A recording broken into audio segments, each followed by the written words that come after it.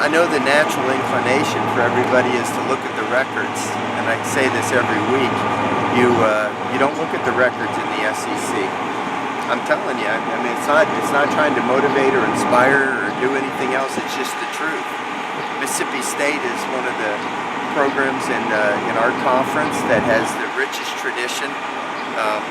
They just beat Arkansas, the final game at Arkansas. They've beaten South Carolina 2 out of 3 this year. They've won games against outstanding teams, are capable of beating anybody. The last thing I would ever do as a college baseball coach is take Mississippi State University lightly. I can promise you that. When I think of Mississippi State versus LSU, I immediately think of Ron Polk and Skip Bertman. I think of the history of these two programs, not just in their own programs, but of playing each other.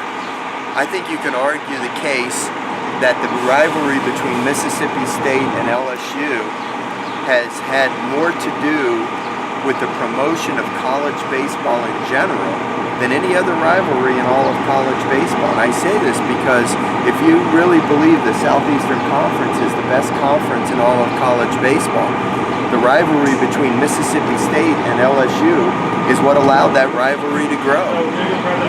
When Polk first went to Mississippi State, he made baseball relevant.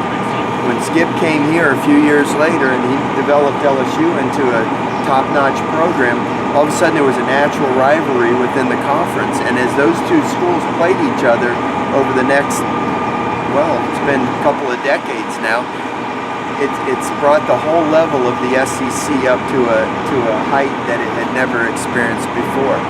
So, this is a school that was in the College World Series 2 years ago. I mean, you don't all of a sudden just get bad. Their coaches all of a sudden don't know what they're doing.